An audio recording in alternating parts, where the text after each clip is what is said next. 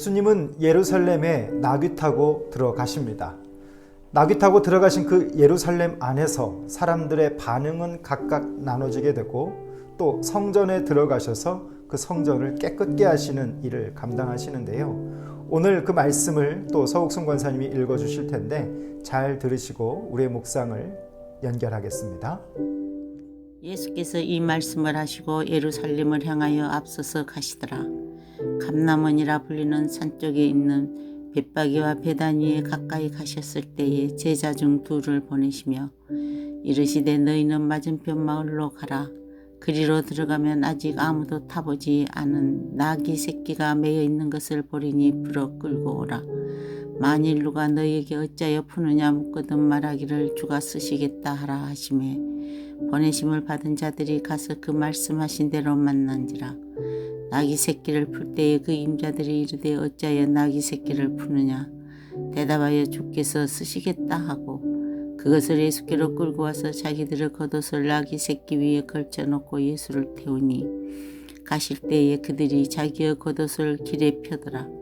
이미 감람산 내리막길에 가까이 오심에 제자의 온 무리가 자기들이 본 바 모든 능한 일로 인하여 기뻐하며 큰 소리로 하나님을 찬양하여 이르되 찬송하리로다. 주의 이름으로 오시는 왕이여 하늘에는 평화요 가장 높은 곳에는 영광이로다 하니. 우리가 살아가는데 누군가 나를 인정해주고 나를 쓰겠다라고 말한다면 얼마나 그것이 큰 힘이 될까요? 또 특별히 저와 여러분은 그리스도인이기 때문에 예수님이 나를 그렇게 쓰시겠다 한다면 우리의 평생에 그 주님 앞에 쓰여지는 그 사건이 얼마나 기쁘고 감사하겠습니까? 오늘 나귀가 등장합니다. 주님이 나귀를 쓰셨습니다. 짐승, 보잘것없는 그런 가치 같아 보이지만 오늘 예수님은 그 나귀를 타시고 예루살렘으로 들어가십니다. 오늘 아침은 그 나귀가 참 부러워지는데요. 일평생 단 한 번이라도 주가 쓰시겠다라고 했을 때 그것에 쓰임받을 수 있는 사람 된다면 얼마나 좋을까. 오늘 그 나귀가 그래서 부러워지는데요. 나귀의 입장에서 보면 나귀가 뭐가 그리 쓸만하다고 나귀가 사용되었을까. 그저 나귀뿐만 아니라 오늘 우리의 인생도 마찬가지입니다. 주님이 지목해서 쓰시겠다 하면 그것이 쓰임을 받게 되는 것이죠. 오늘 또 한 가지 부러운 사람이 있어요. 그 부러운 사람은 바로 나귀 주인입니다. 이 사람은 이름도 기록되지 않았습니다. 그냥 무명의 헌신자 정도로만 말할 수 있겠습니다. 그런데 주가 쓰시겠다라고 했을 때 기꺼이 내어드릴 수 있는 그 무명의 헌신자를 성경은 우리 가운데 보여주고 있죠. 그 당시에 나귀는요, 화폐 가치로서의 아주 높은 값을 매겨줄 수 있는 짐승이었습니다. 그런데 그 화폐 가치 높은 나귀를 한 번도 쓰지 않았던 그 나귀를 주님이 쓰시겠다 했을 때 머릿속에서 계산하지 않고 그저 내어놓을 수 있는 그 사람의 마음, 그것이 바로 저는 무조건적인 충성자라고 생각이 돼요. 사순절의 시간 우리는 지금 예수 그리스도의 그 우리를 향해 오심 그리고 십자가를 향하심 죽으심과 부활하심을 묵상할 텐데 사랑하는 성도 여러분, 오늘 이 무명의 헌신자가 결국 무명의 충성자로서 우리 가운데 보여주고 들려주고 있는 교훈이 있습니다. 오늘 여러분도 이 사람의 삶을 보시고 오늘 나를 쓰시겠다 말씀하시는 그 주님의 음성에 나는 어떻게 반응하고 있는지 한번 점검해 볼 수 있는 시간이 됐으면 좋겠는데요. 오늘 말씀에서 예수님은 예루살렘으로 들어가셨을 때 예루살렘 성을 보시면서 눈물을 흘리셨습니다. 왜 눈물을 흘리셨을까요? 그리고 주님은 그곳에서 이런 말씀을 하십니다. 내 눈에 숨겨졌도다 라고 하는 말씀, 짤막한 문장입니다. 예수님께서 예루살렘을 보시고 우시고 탄식하셨는데 그것은 장차 멸망할 예루살렘을 생각하면서 결국 역사적으로 보면 AD 70년에 이 예루살렘은 돌 하나도 돌 위에 남지 않고 철저히 망해지고 맙니다. 하지만 이 모든 것을 유대인 지도자들은 깨닫지 못했다라고 하는 것입니다.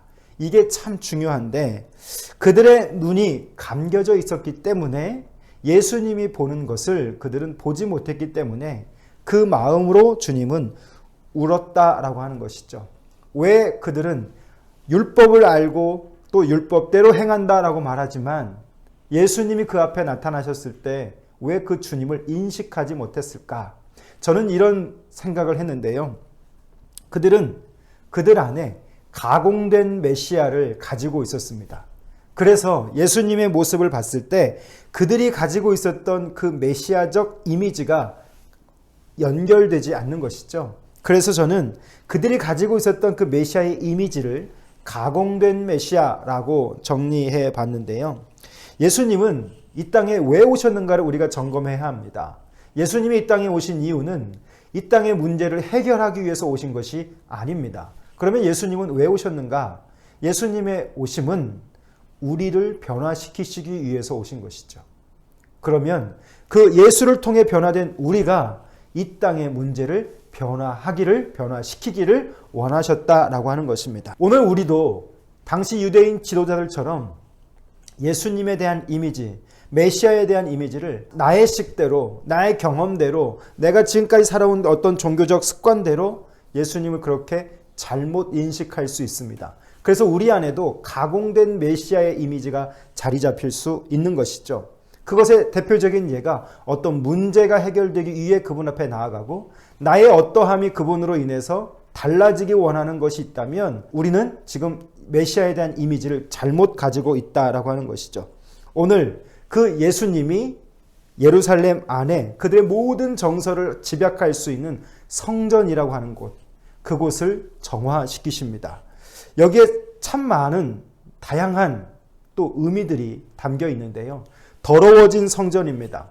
쑥대밭이 되어져 버린 성전입니다. 그런데 그 쑥대밭이 된 그 성전의 이유는 다른 메시아의 가공된 이미지를 가지고 있던 자들의 종교적인 행위 때문이었고 주님은 그것을 철저하게 깔끔하게 정리하시는 것이죠. 손수 채찍을 드셨습니다.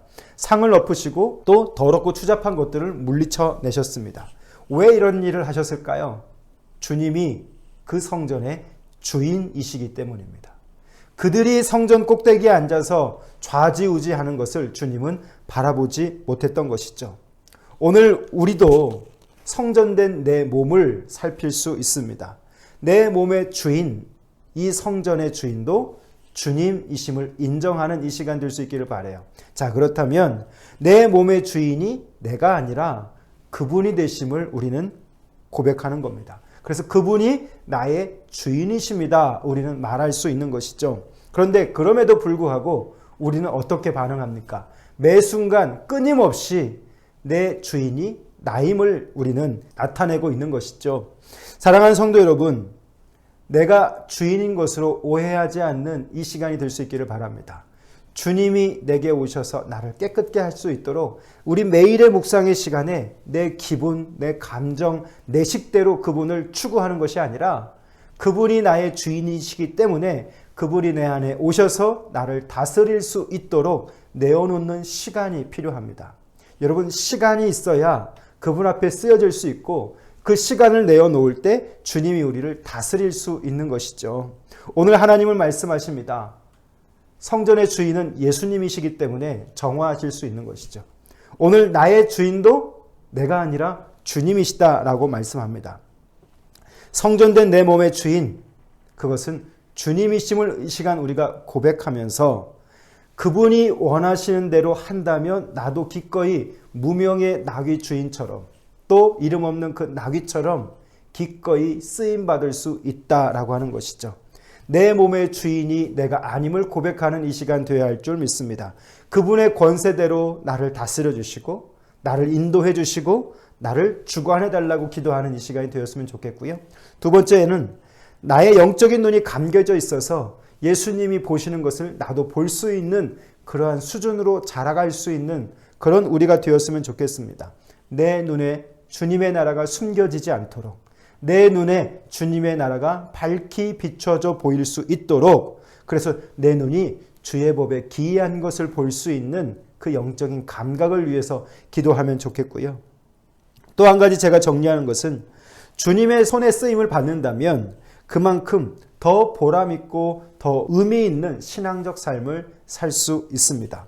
일생에 단 한 번이라도 우리가 하나님의 나라를 위해 나라고 하는 존재가 또 내가 가진 그 무엇이 그 하나님의 나라를 위해 쓰임을 받을 수 있다면 우리는 그것을 기꺼이 내어놓을 수 있는, 그리고 그것을 기꺼이 감사할 수 있는 무명의 헌신자, 무명의 충성자 될 수 있다는 것이죠. 사랑하는 성도 여러분, 오늘 말씀을 여러분 천천히 읽어보시면서 제가 드린 이 말씀들이 여러분의 묵상에 도움이 될 수 있기를 바랍니다. 오늘 하루도 이 주님과 함께 나아가시고 주님이 주인 되심을 고백하시면서 주님이 쓰시겠다 하실 때 머릿속에 계산하지 않고 기꺼이 내어놓을 수 있는 무명의 헌신자의 삶 될 수 있기를 원합니다. 기도하겠습니다.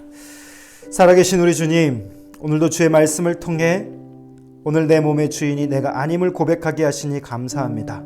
주님, 오늘 당신의 권세로 나를 다스려 주시고 주관하여 주시며 가공된 메시아의 이미지로 내 신앙을 살지 않게 하시고 주님이 가르쳐 주신 대로 바르게 듣고 바르게 믿고 바르게 행할 수 있는 우리가 될 수 있기를 원합니다. 오늘도 나를 주님께 맡기오니 내 영적인 눈이 감겨져 있지 않게 하시고 밝혀져 보이게 하여 주시며 하나님의 나라가 깨달아지게 하시고 그 주의 법에 기이한 것을 볼 수 있는 은혜를 허락해 주십시오. 하나님, 나도 주가 쓰시겠다 하실 때 내어놓을 수 있는 자 될 수 있기를 원합니다. 주님의 손에 쓰임받는 사람 될 수 있기를 원합니다. 그러한 은혜를 허락해 주옵소서. 예수님 이름으로 기도합니다. 아멘. 사랑하는 성도 여러분, 오늘도 하루가 밝았습니다. 여러분의 삶, 주가 쓰시겠다 하실 때 내어놓을 수 있는 무명의 헌신자, 무명의 충성자 될 수 있기를 원합니다. 감사합니다.